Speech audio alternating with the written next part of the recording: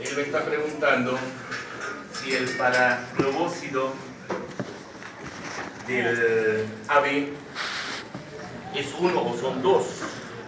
Realmente son dos. Tienen el paraglobócido, y en este caso está colocando acá el naga, pero aparte tiene otro paraglobócido que va a añadirle galactosa. Tiene los dos paraglobócidos con sus dos marcadores. Ojo que estos tienen, además del paraglobócido, que tienen fucosa. Son un O mejorado. ¿Bien? Porque si se quedan así, ¿qué son? O. Le añaden esto, A. Le quitan esto, O. Le añaden esto, B. Tan simple. ¿Alguien más, algo puntual que quisiera que les explique? Bueno, dime, señor Belledo. La concentración de hemoglobina corpuscular media. Ya. En la diapositiva dice que se digamos por decilitro. Ya. Y en la pieza, ¿cuál es? A ver. Depende de la literatura. ¿Dónde está Angelo? Los pulmones, Angelo. Gracias. Miren, un marcador de hemoglobina viene a ser la concentración de la hemoglobina corpuscular media. Este es igual a hemoglobina entre hematocrito por 100. La unidad de la hemoglobina ya saben que son gramos por decilitro, pero yo lo puedo expresar esto en gramos por litro. ¿Lo puedo o no lo puedo expresar? Sí lo puedo expresar. En Estados Unidos más manejan en gramos por litro. En cambio aquí en el Perú lo manejamos más como decilitro. ¿Ya? Entonces, y esto es siempre porcentual, siempre, ¿ya? Siempre porcentual. Entonces agarran gramos por litro, porque es americano. Lo van a 3 guerras, le dan gramos por decilitro, como el Perú. Tan solo tiene que ver la unidad, ¿ya? ¿Alguna otra pregunta o duda? Dime, señor. ¿Por qué un niño con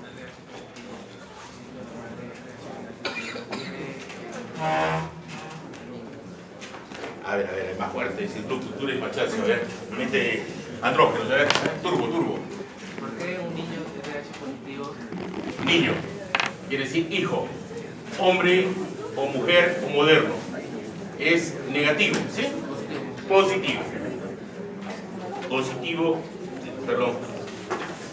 Positivo, ya. La madre negativa, ¿ya? Hágalo, mi madre. ¿Ya? ¿Por qué? ¿Te refieres a hijos y a un segundo hijo que le dijo la Ya, sí. Bien. Imagínense que sea padre negativo, madre negativa. ¿Cómo debería ser el hijo? Todos negativos. ¿Bien? El factor hereditario, por la ley de Mendel, entonces este D debe de heredarlo ¿de quién? Del padre, obligatorio. Si no, no sería su hijo. ¿Ya? Ahora, en el primer embarazo, existe reconocimiento, ¿ya? Y memoria, ¿ya? Reconocimiento y memoria. Entonces el sistema inmunológico no reconoce a este marcador, al D. ¿Y qué hace su sistema inmunológico? Activar a los linfocitos B memoria. Estos linfocitos B memoria, ¿cuándo van a producir anticuerpos? ¿Cuándo van a producir anticuerpos? En el segundo embarazo. Pero este factor que tú ves acá lo está heredando del padre, porque la madre no tiene ese factor, es recesiva. Esa es la única forma. Porque si fueran los dos negativos no pasa absolutamente nada, va a ser el bebé negativo y el sistema inmunológico no se activa. ¿Bien? ¿Alguna otra pregunta? Dime, señor.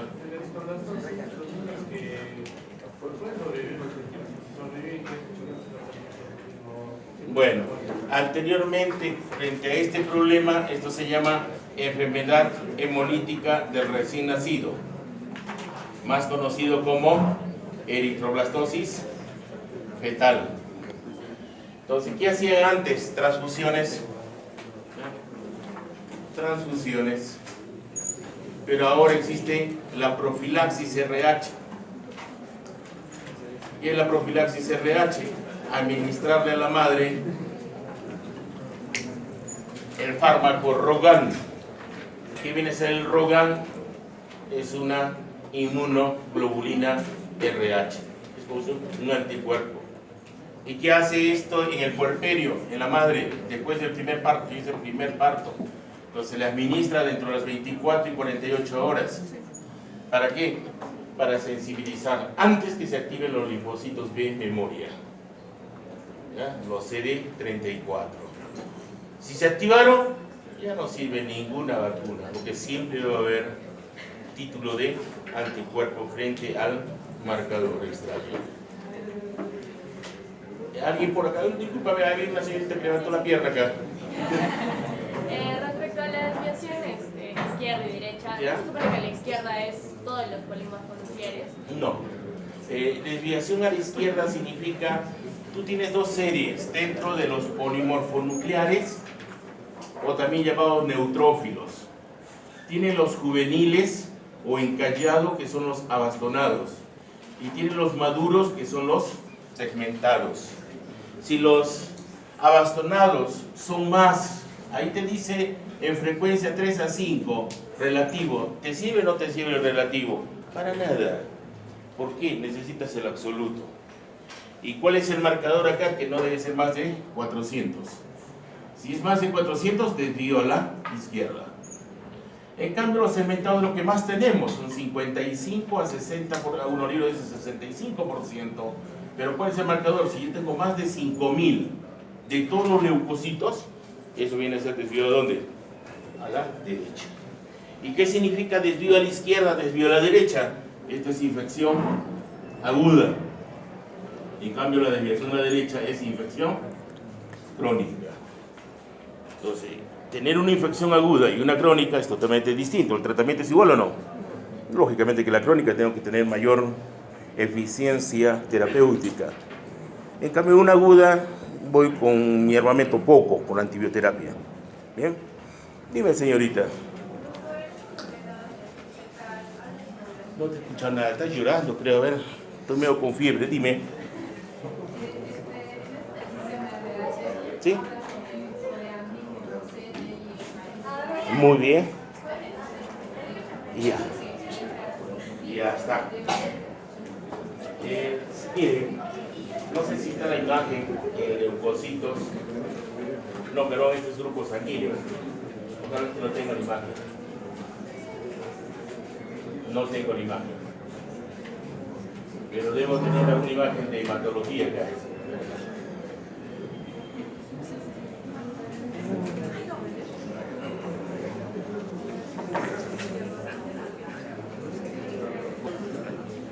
¿Quién expresa los marcadores del RH? Cromosoma. ¿Qué cromosoma? 1. En el cromosoma 1 vamos a tener la expresión de un marcador, el C, el D, el E, el F, y ahora hay G y H todavía. Se está complicando esto. Pero no importa ninguno de estos marcadores salvo este D. Si este D lo tengo recesivo, soy negativo, RH negativo o D negativo. Si yo lo tengo así, heterocigoto o homocigoto, quiere decir que soy D positivo, RH positivo. De tal manera que no me interesa acá, por ejemplo, que yo sea recesivo acá y acá lo tenga dominante, ¿ya? O este sea dominante. No me interesa. El que va a determinar el RH es el D. ¿Me puedo entender? El D. Puedo ser genotípicamente, imagínense así. C, E, D, así. ¿Ya? F dominante, G dominante, H dominante. Al final, ¿cuál es el título? Negativo el D. ¿ya? Soy negativo. ¿Me puedo entender? Puedo ser, no puedo tener los otros marcadores, puedo ser así, miren. Coloco el D así, el F, el G, el H, al final ¿qué soy? RH positivo, y quien determina es el D. Cuando han hecho la titulación de sangre han visto que el reactivo ¿cuál es? C, D, E, F, D. ¿Ya? El D. ¿Bien? ¿Preguntas hasta ahí? ¿Ninguna? ¿Podemos entrar entonces al cardiovascular? Bien, entremos al cardiovascular.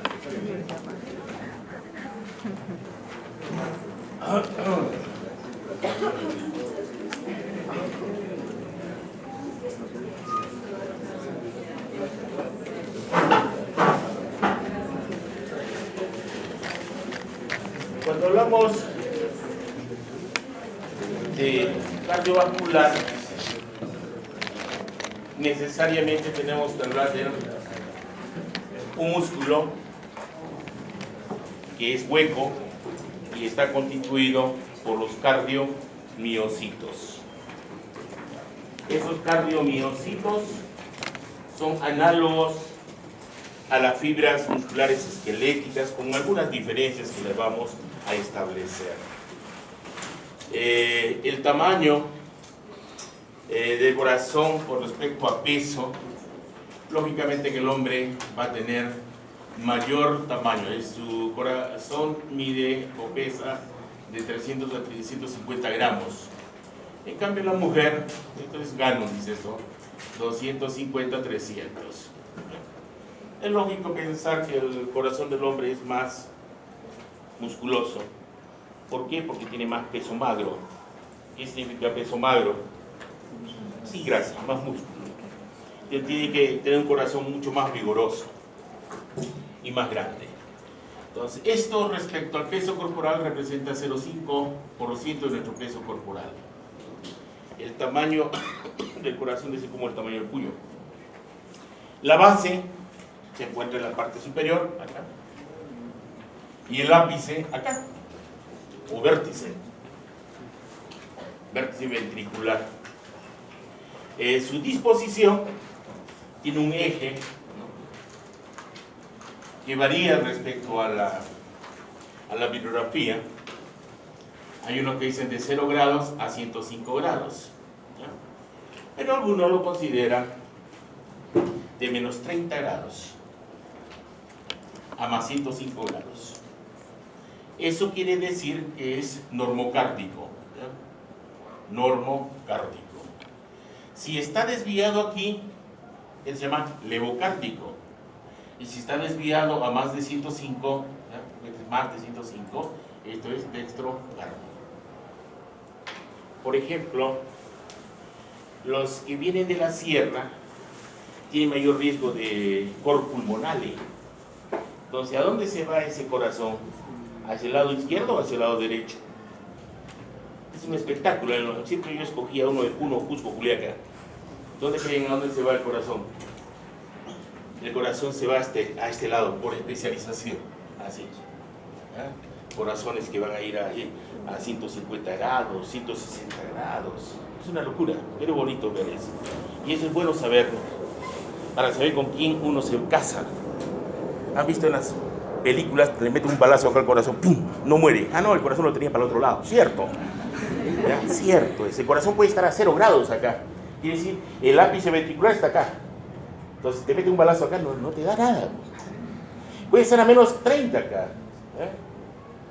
Entonces, imagínense que ustedes tengan un papá que es hipertenso. Común que haya hipertensión arterial.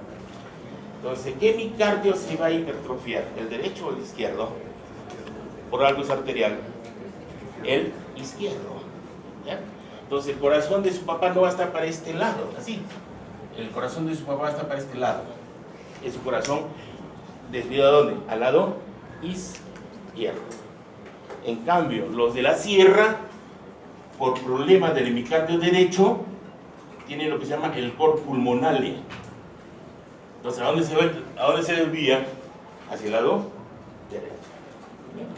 Y es fácil calcular, en la práctica tienen que hacerlo.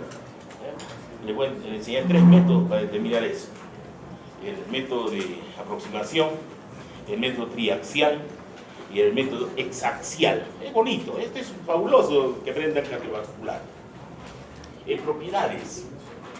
Las propiedades del corazón son las siguientes. Vasmotropismo.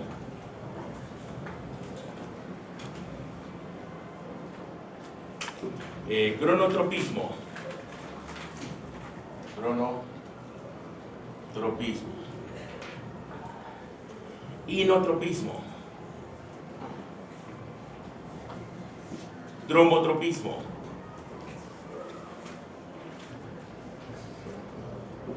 Y tonotropismo. Bien, son 5 propiedades. ¿A qué se refiere el vasmotropismo? Se refiere al automatismo cardíaco. El corazón es automático. ¿Y de quién depende el automatismo del corazón? De un nodo. ¿Cómo se llama ese nodo? El nodo sinusal. ¿Ya? El nodo sinusal K-flag. Yo tengo ahí unas células que las llamo células P. ¿Y por qué las llamo células P? Pacemaker. Quiere decir, son las células marcapaso. ¿Bien? Yo aíslo el corazón de un anfibio y sigue funcionando. Van a ver eso. Debe seguir funcionando. El éxito del trasplante de corazón es este, el automatismo. ¿Bien? El cronotropismo se refiere a mantener un ritmo cardíaco de 60 a 90. Algunos libros les refieren a 100 por si acaso. Entonces, de 60 a 90, ¿qué significa? Menos de 60 viene a ser una bradicardia y más de 90 una taquicardia. Pero no confundan frecuencia cardíaca con pulso. Son 2 cosas distintas. Porque el pulso son dilataciones rítmicas de las paredes de las arterias durante la sístole ventricular. Y la frecuencia cardíaca son los eventos, es el ritmo cardíaco, son los ciclos cardíacos que se dan en un minuto. ¿Bien?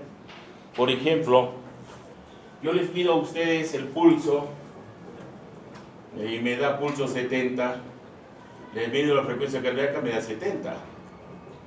Le mido al decano, miren, me va a dar frecuencia cardíaca 90 y el pulso 70. ¿Por qué razón hay esa diferencia? A medida que uno envejece, ¿qué pasa con las paredes de las arterias? Se endurece.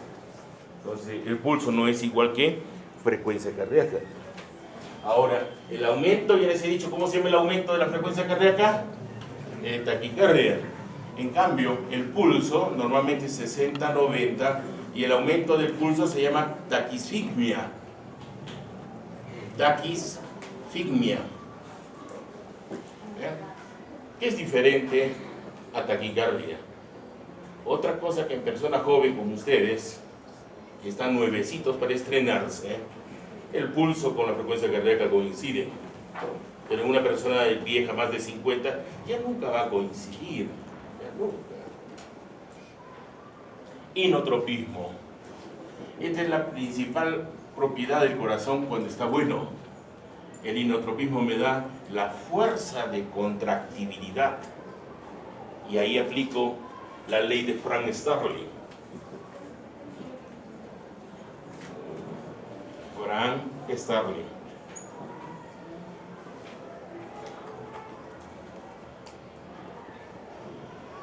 ¿Han oído ustedes, por ejemplo, hablar de presión arterial, cierto? ¿Cuál es más peligrosa, la sistólica o la diastólica? La más problemática que nos puede llevar a insuficiencia cardíaca es la diastólica. ¿Y por qué se da eso? Una simple razón. El volumen diastólico final normalmente debe ser 130 o 135. Y acuérdense de ese valor. En algunos libros lo llaman como volumen telediastólico. Imagínense que no llegan a 135 o 130, llegan a 170. Entonces quiere decir que las fibras se relajaron más de lo que deben. ¿Se acuerdan o no? Una curvita que les dije, longitud-tensión. Lo óptimo debería haber solapamiento o no debería haber solapamiento. ¿Se acuerdan o no? Imagínense que este es el filamento grueso. ¿Ya? Y yo tengo un filamento delgado. ¿Se acuerdan del filamento delgado?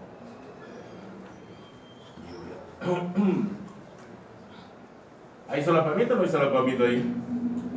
Hay solapamiento. Pero ¿qué pasa si yo lo separo? Lo hago así, porque aumentó el volumen de sangre. ¿La eficiencia de contracción va a ser igual o menor? ¿Va a ser mayor o menor? Va a ser menor, porque ya no hay solapamiento del filamento grueso y el delgado.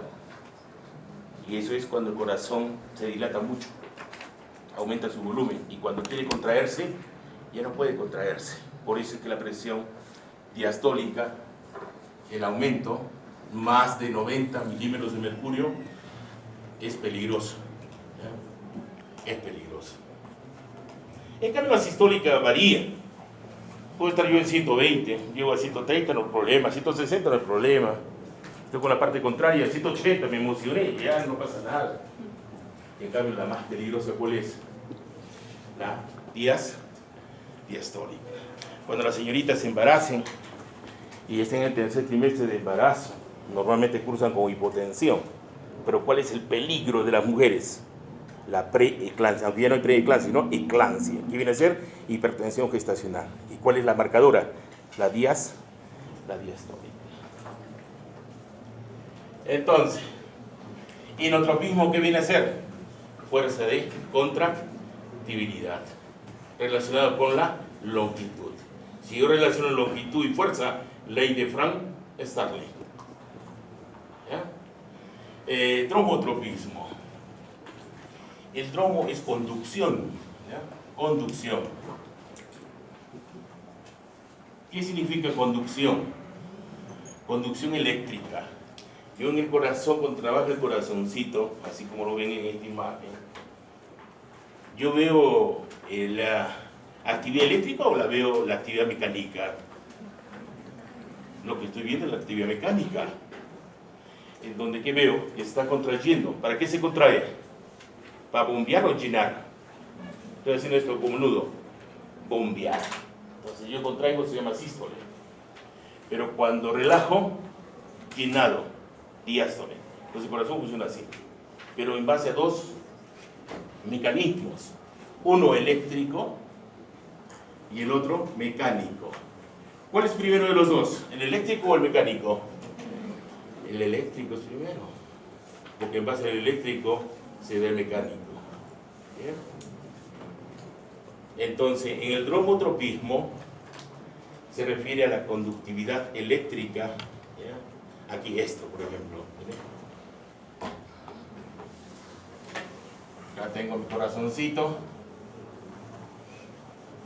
¿Dónde se genera la actividad eléctrica? Ya ustedes conocen. En el nodo sinusal. ¿Dónde se encuentra el nodo sinusal? ¿En la aurícula derecha o en la pared de la precava en desembocadura en la aurícula derecha?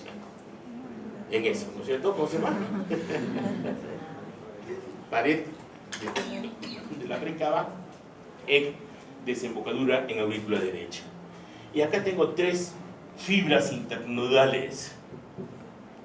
La anterior, la media y la posterior. ¿Cómo se llamaban esas? Las de conducción hacia el nodo de Achokawara, el nodo auriculoventricular. ¿Cómo se llamaban esas fibras? Ahí está, muy bien. Bashman, Wenkebash, Torel. ¿Ya? Entonces, ¿cómo han hecho, no? Anatomía cardíaca o no. ¿Saben cómo es el corazón, no es cierto? ¿Cuántas cámaras tiene el corazón? 4 cámaras, 2 aurículas, 2 ventrículos. ¿Y cómo se encuentran unidas las aurículas con los ventrículos? Por un tejido fibroso. La conducción no es directa. La comunicación entre aurículas y ventrículos, yo necesito un haz de His, ¿se acuerdan? El haz auriculoventricular.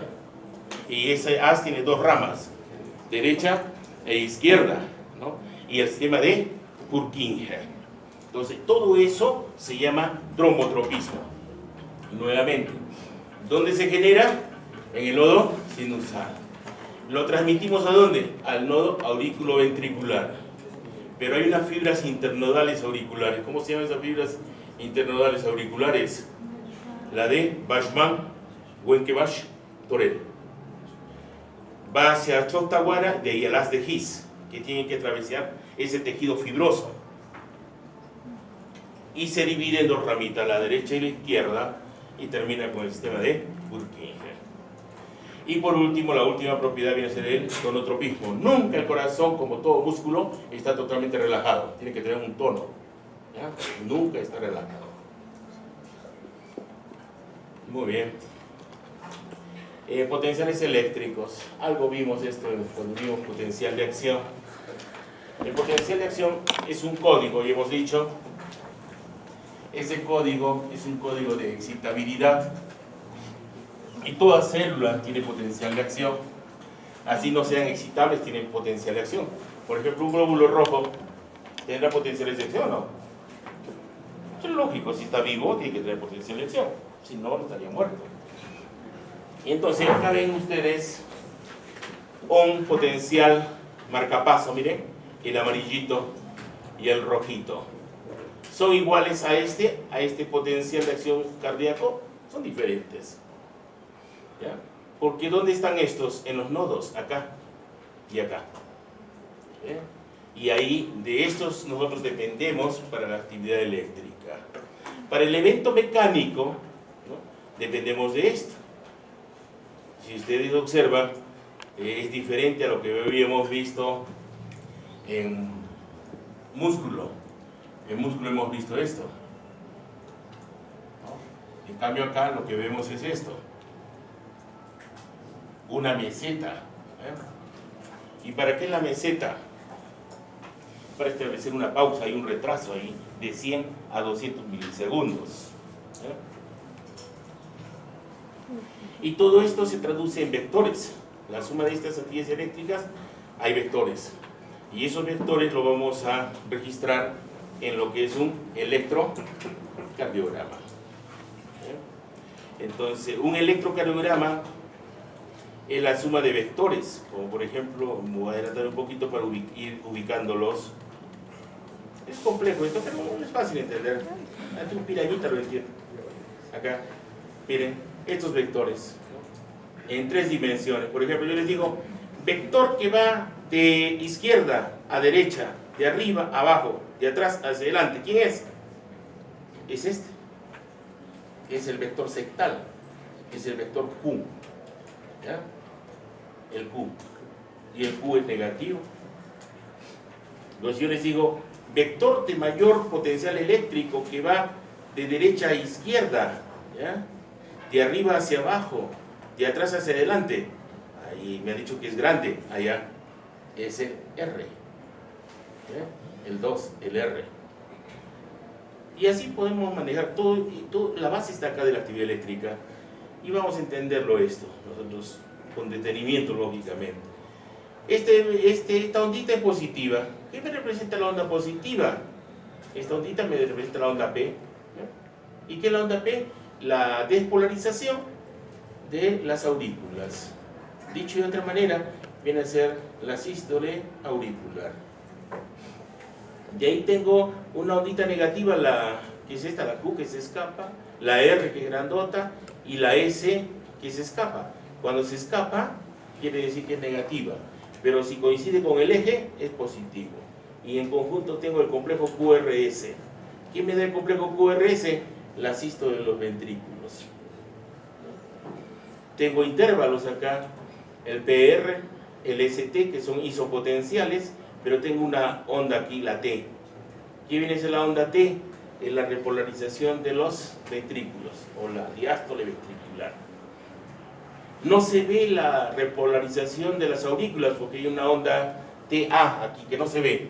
Está enmascarado dentro de ese complejo, que viene a ser la repolarización auricular, de bajo voltaje y es negativo.